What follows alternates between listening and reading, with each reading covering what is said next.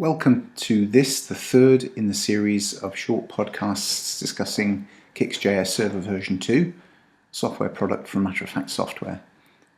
In this podcast, we'll look at the feature of the product that allows it to serve bespoke content and to construct, manage and operate novel CICS web applications. We'll take a quick look at the mechanism to define the bespoke content to the CICS JS server. We'll take a look at the content display feature. We'll then go on to look at a small number of sample applications that have been predefined in a web browser, and we'll look at the HTML page source of the application that has been defined. Okay, looking at content server configuration, this involves creating records on a vsam file, and that file is later used by CICS. The next few slides show a sample application being defined using a specially edited rexexec. This is edited as required and then used in a batch process to create the content server file records. Once the content file records have been created, they can be viewed using the content details function in a web browser, and we'll look at that next.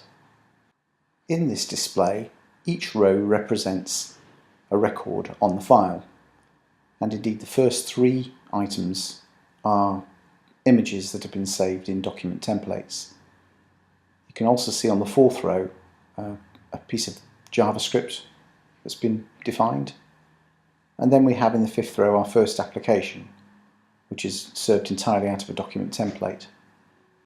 Test3.html is a bit of freeform text defining the whole page.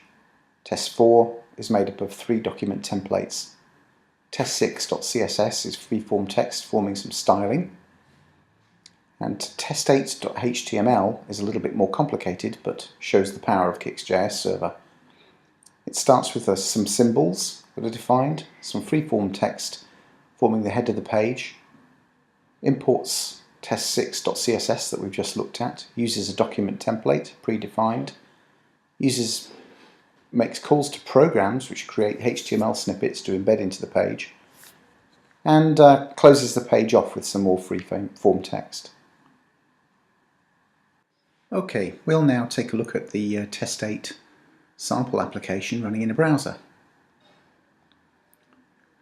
And it's a very simple page. You can see the URL that we've used to initiate it, and there's not very much in it, but it gives some clues about where the content have come from. Right, next up we'll look at the HTML page source, and in there you'll start to see some of the bits and pieces that we saw when we were looking at the content server detail page. So CICS JS server has created this page out of what we told it to when we defined the application to it. Right, looking back at the content server detail page, we have an application called test993.html defined. And that starts with some freeform text, which, as you can see, sets up the head of the page and is going to use jQuery. The next item is a load of styling, and then we have another bit of freeform text defining some of the body, and then we call a program. After the program, we've got a bit more freeform text and then another program, and the page is finished off with some more freeform text. Let's have a look at that next. Okay, there it is. It's a simple jQuery accordion type feature, which I think looks quite nice in a browser. And if we look at the page source for that, you'll see there's nothing much to it. Again, just what has been defined. There's the jQuery being called. We can look at the source for that jQuery if we want. But going back to the page source, everything that we defined is there, and you can see where the HTML snippets produced by the couple of programs that were called have been embedded. So it's really quite simple to do.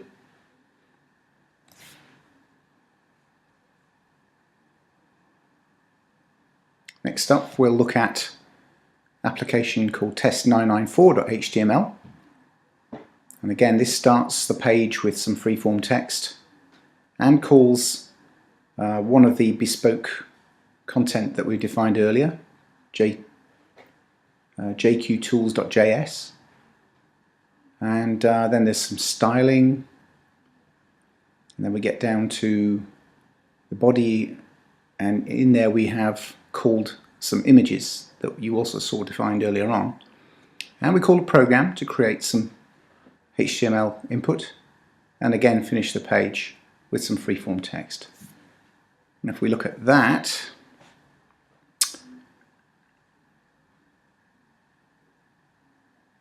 and this one is a little bit more interesting. There are the three images that have been served up out of CICS, image 1, 2 and 3, and you can see that jqtools has produced a nice little visual effect changing the data. The data that you can see there in that little yellow box was created by the CICS application program, it was called, as a part of that application. There are the images, and there's the text that was put in there by the program.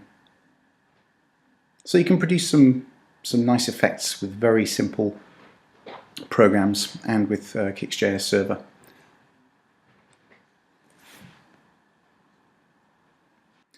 Okay, in the earlier podcasts we've shown how CICS JS Server version 2 is able to serve up popular open source JavaScript toolkits and libraries, and what we've shown you in this one is that it can also serve up bespoke content, and it has this powerful feature that allows novel new CICS web applications to be built, managed and operated. You can have a free trial of CICS JS Server. Simply go to our website, as shown here, fill in the form, and we'll direct you to the download site, or drop us a line and we'll arrange for you to have the software. If you want to remain up to speed with what Matter of Fact Software are up to, you can keep in touch with us through LinkedIn, through Facebook and through Twitter. It just remains for me to acknowledge IBM's trademarks and to thank you for listening to this podcast.